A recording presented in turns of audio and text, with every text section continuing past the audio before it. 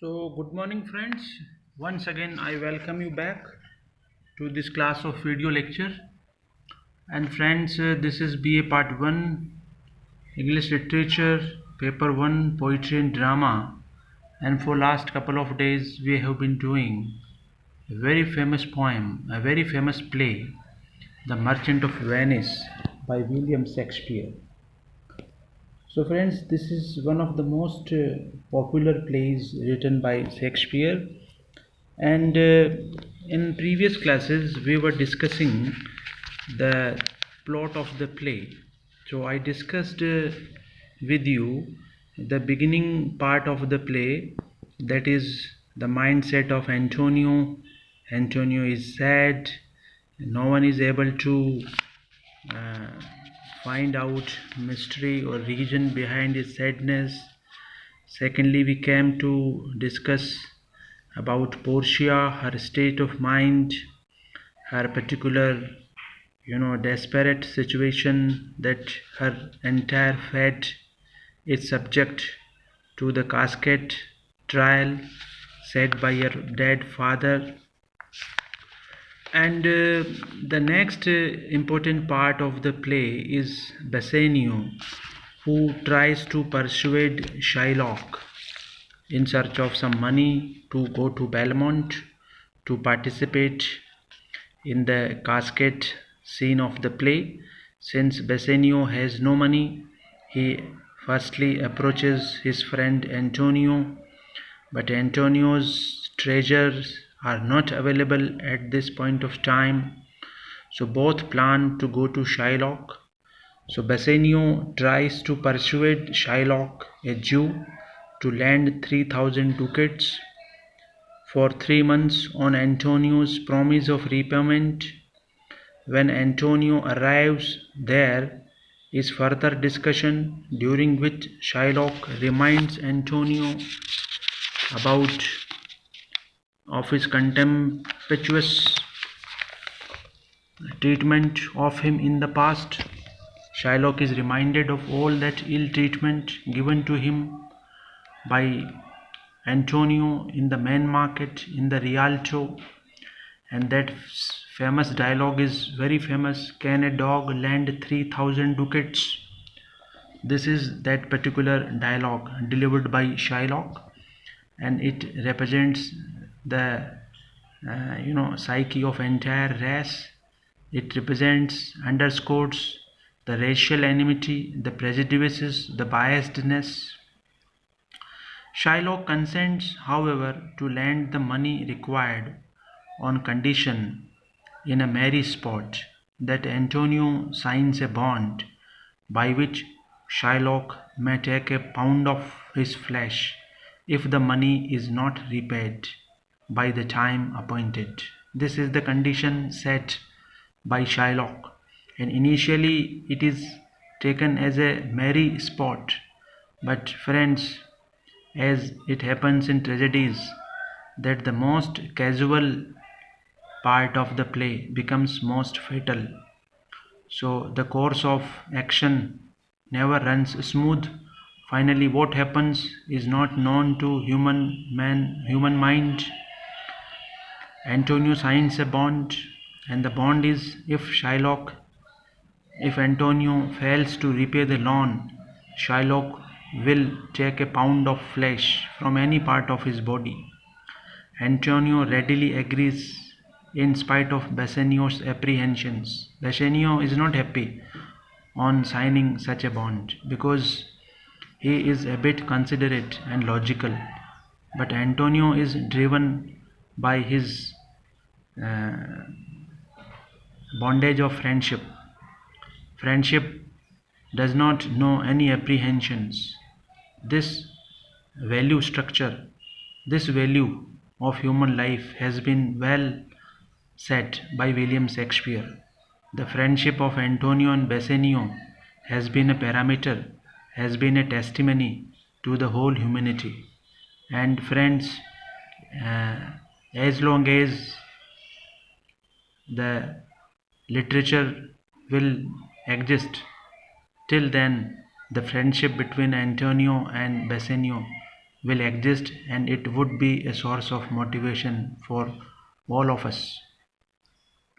Now, the play suddenly shifts to Belmont, where there is a grand palace of Portia, where all suitors, princes, kings are invited to participate in the famous casket scene of the play, where they will all prove their wit and wisdom to win Portia. This is all, uh, you know, medieval chivalry, medieval part of the play, where such incidents were generally taken place. The Prince of Morocco arrives at Belmont as a suitor. Launcelot, Gobbo, Shylock's clownish servant,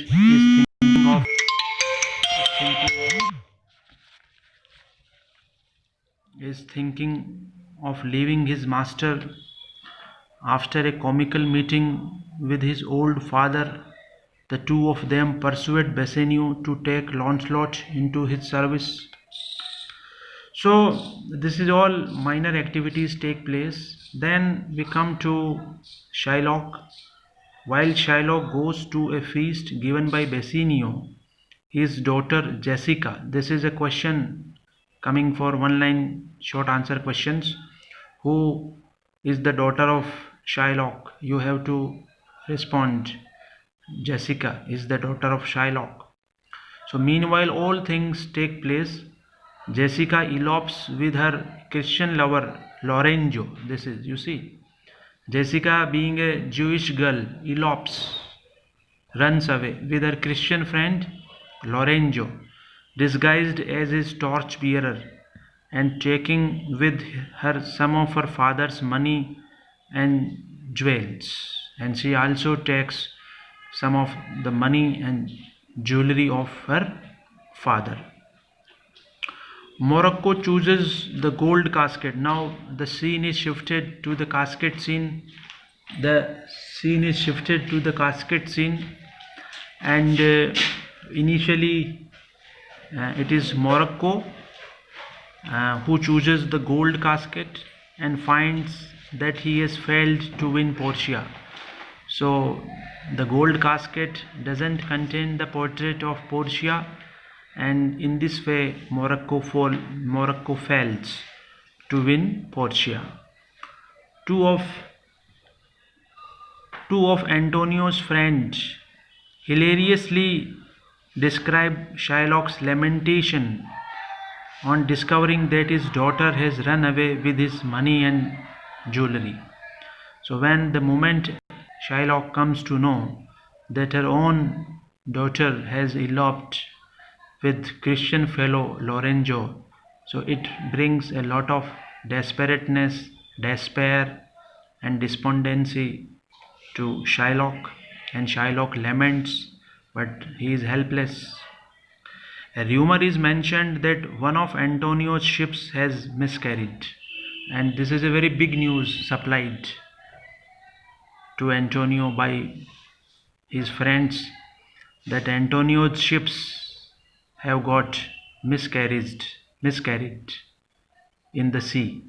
And Antonio had been very confidential, very, you know, he was quite sure that his ships would come back, in time, and the money would be repaid to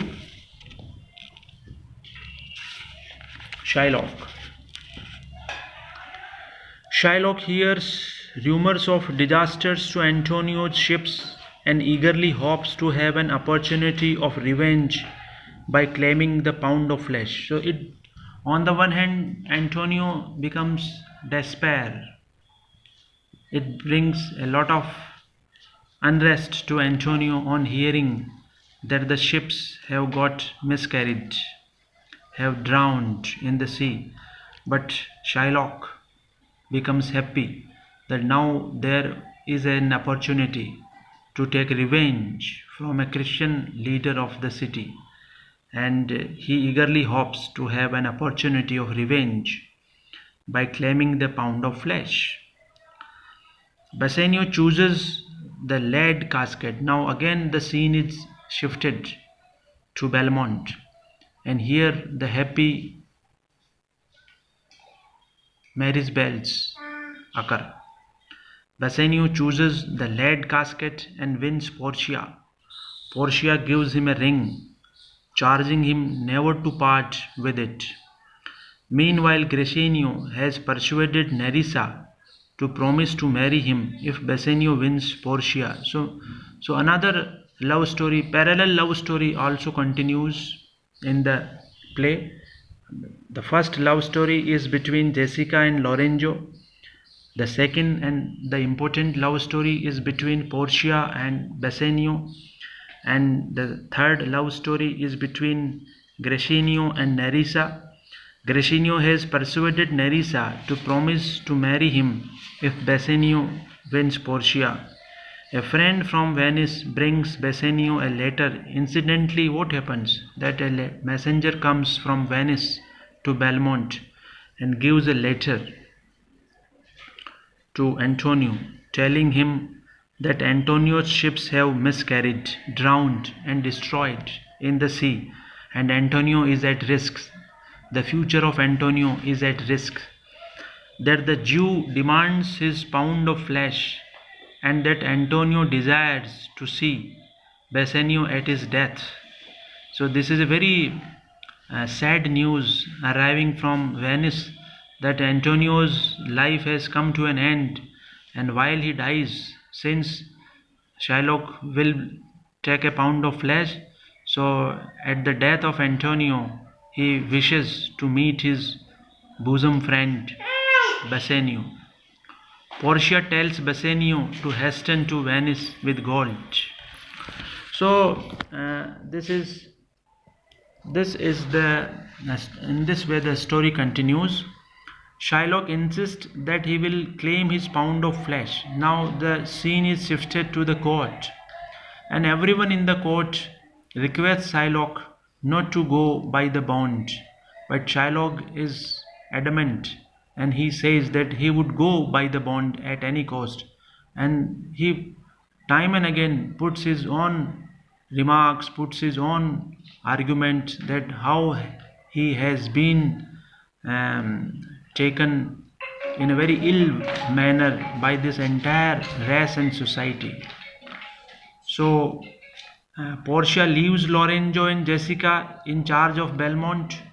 She sends a messenger to her lawyer cousin Dr. Valerio and makes plans for Nerissa and herself to go to Venice dressed as men. So friends, now this is the famous court scene, and we shall discuss the court scene in the next class. Thank you very much.